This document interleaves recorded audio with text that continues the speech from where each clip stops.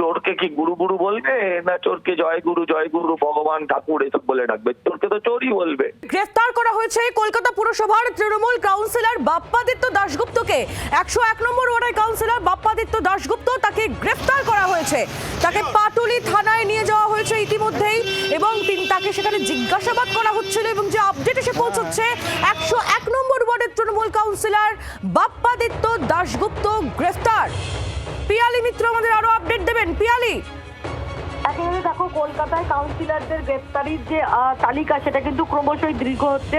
এই নিয়ে 7 নম্বর কাউন্সিলর যিনি গ্রেফতার হলেন তার বিরুদ্ধেও কিন্তু তোলাবাজি সহ একাধিক অভিযোগ রয়েছে। 101 নম্বর ওয়ার্ডের কাউন্সিলর বাপ্পাদিত্য দাশগুপ্ত আজকে বিকেলেই সৌরভ ঘোষ তার অত্যন্ত ঘনিষ্ঠ এবং তার হয়ে যে টাকা পয়সা তোলা বা এই ধরনের কাজ করছেন বলে অভিযোগ, তাকে গ্রেফতার করা হয়েছিল এবং তারপরেই বাপ্পাদিত্য দাশগুপ্ত তাকে পাটুলি থানায় নিয়ে আসা হয়েছিল, জিজ্ঞাসাবাদ চালানো হয় এবং ইতিমধ্যেই তাকে গ্রেফতার করা হয়েছে বলে আমরা জানতে পারছি।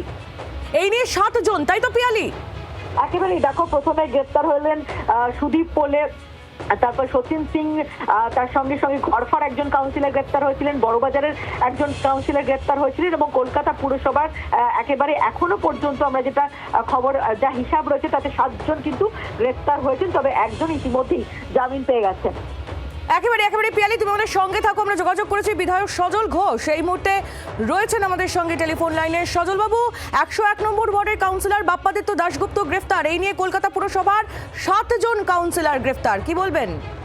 পুরো বৈঠকটা ওরা এবার লালবাজার সেন্ট্রাল লকআপেই করবে মনে হচ্ছে। 101 চোর, এছাড়া আর কি বলতে পারি বলুন? ভাবলেও খারাপ লাগে। আফটার অল আমাদের একটা কলিগ ফিলিংস তো আছে, কিন্তু আইন তো আইনের পথে চলবে, চোরকে তো চোর বলতেই হবে।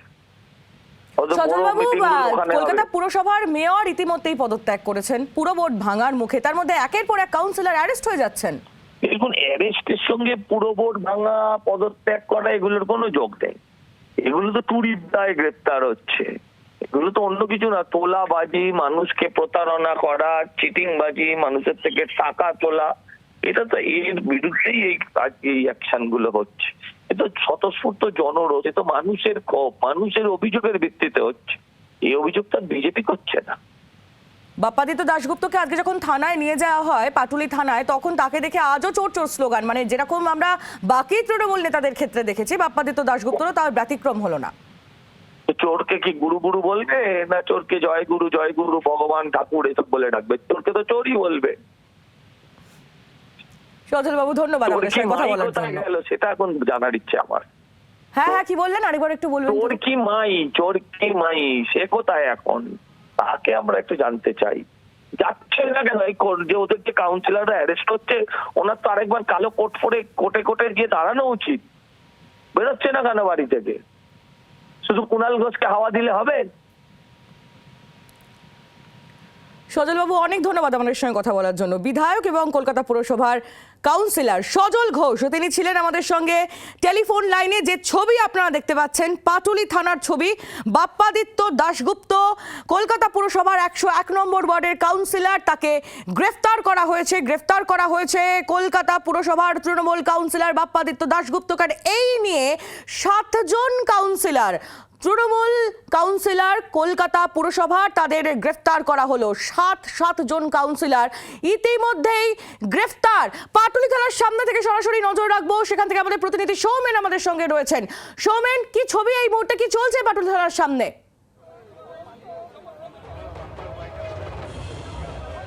দেখো, একটু আগে যেমনটা পুলিশ সূত্রে জানা যাচ্ছে যে বাপ্পাদিত্যকে কিন্তু অ্যারেস্ট করা হয়েছে, 101 নম্বর ওয়ার্ডের কাউন্সিলর, এবং তারপরেই কিন্তু বিজেপি কর্মী এবং সাধারণ মানুষজন তারা কিন্তু থানার সামনে ভিড় করেছে। যে ছবি দেখাবো, যে তারা কিন্তু বিক্ষোভ দেখাচ্ছে। তাদের মূলত যে অভিযোগ, যে দীর্ঘদিন যাবত যে স্থানীয় লোকজন থেকে ধরে বিভিন্ন সময় মানুষজনের ওপর যে অত্যাচার হয়েছে এবং তাদেরকে ভয় দেখিয়ে তাদের থেকে কাটমানি কোথাও আদায় করেছে এবং বিভিন্ন রকম পরিষেবা থেকে তাদেরকে বঞ্চিত করার থেকে ধরে বিভিন্ন রকম তার বিরুদ্ধে যে অভিযোগ রয়েছে, এবং সেই অভিযোগের ভিত্তিতেই তাকে ইতিমধ্যেই কিন্তু অ্যারেস্ট করা হয়েছে। এবং তারপরেই সাধারণ মানুষ থেকে বিজেপি কর্মী সকলেই কিন্তু থানার বাইরে এই মুহূর্তে বিক্ষোভ দেখাচ্ছে এবং যেটা তারা জানাচ্ছে যে তার যেন দৃষ্টান্তমূলক শাস্তি হয়, তারা কিন্তু সেই দাবি নিয়ে কিন্তু থানার সামনে এই মুহূর্তে জড়ো হয়েছে। কয়েকজনের সঙ্গে যদি কথা বলা যায় সৌমেন? দেখো, একদমই তাই। আমি একটুখানি কথা বলে নেওয়ার চেষ্টা করবো যারা এখানে রয়েছে।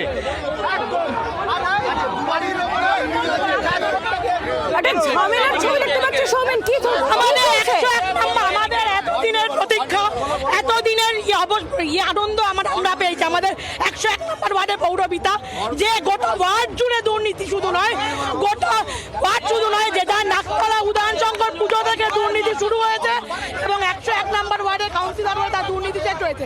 পার্থ চ্যাটার্জির সঙ্গে চাকরি দুর্নীতিতে যার প্রথম নাম আছে বাপ্পাদিত্য দাশগুপ্ত, যার বাড়ির থেকে পরীক্ষার্থীদের অ্যাডমিট কার্ড পর্যন্ত পাওয়া গেছে। গোটা ওয়ার্ডে কলেজে ছাত্রদের ভর্তি নিয়ে যে পরিমাণ ভর্তি নিয়ে দুর্নীতি, এরা তো আমার স্বামীকেও মেরেছে। জয় শ্রীরাম, জয় শ্রীরাম, জয় শ্রীরাম। আমার স্বামীকেও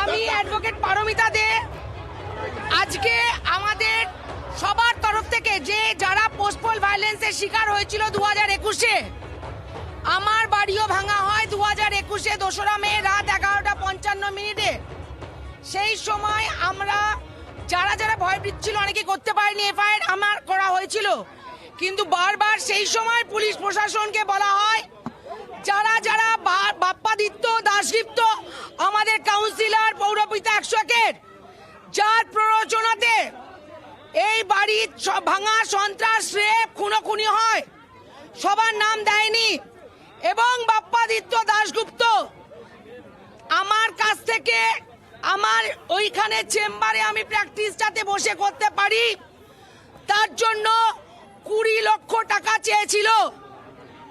20 লক্ষ টাকা দিনের পর দিনে যখন আমাকে ভয়ভীত করা হয়, ওনাকে আমি 2 লক্ষ টাকা দিই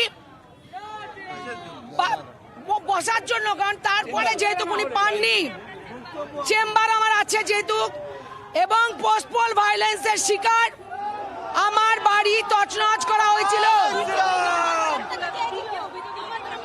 ওনার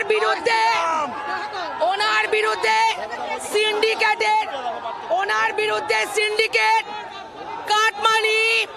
কাটমানি, তোলাবাজি, পোস্টপোল ভায়োলেন্সের সময় আমার বাড়ি 100 বাঘাযতীন বীরনগরে এই যে কমপ্লেনটা,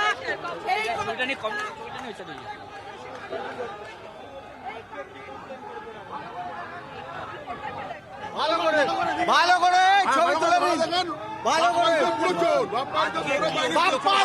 পুরো চোর সৌরভ দাস, বাপ্পাদিত্য দাস, সৌরভ ঘোষ, গণেশ মন্ডল ওরফে গণেশ মন্ডল। একেবারে সৌমেন, বোঝাই যাচ্ছে যে সাধারণ মানুষ এবং বিজেপি কর্মী সমর্থকরা যারা রয়েছেন এই মুহূর্তে পাটুলি থানার সামনে, তাদের ক্ষোভের বিস্ফোরণ এই মুহূর্তে ঘটেছে, সেই ছবি আমরা দেখছি। আরো একবার ছবিটা যদি একটু দেখাও, এই মুহূর্তে কি চলছে, আরো কি, আর পুলিশের তরফ থেকে কি আপডেট পাওয়া যাচ্ছে? দেখো একদমই তাই, তোমাকে যে ছবি দেখাবো,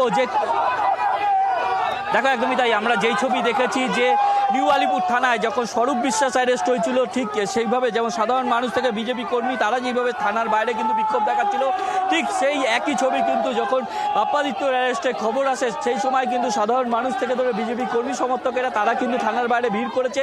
এই মুহূর্তে কিন্তু সেখানে বিক্ষোভ দেখাচ্ছে তারা, এবং যেমনটা দেখাবো থানার সামনে রীতিমতো বিক্ষোভ এবং চোর চোর স্লোগানে কিন্তু বিক্ষোভ দেখিয়ে যাচ্ছে যারা বিজেপি কর্মী সমর্থক থেকে তো সবাই।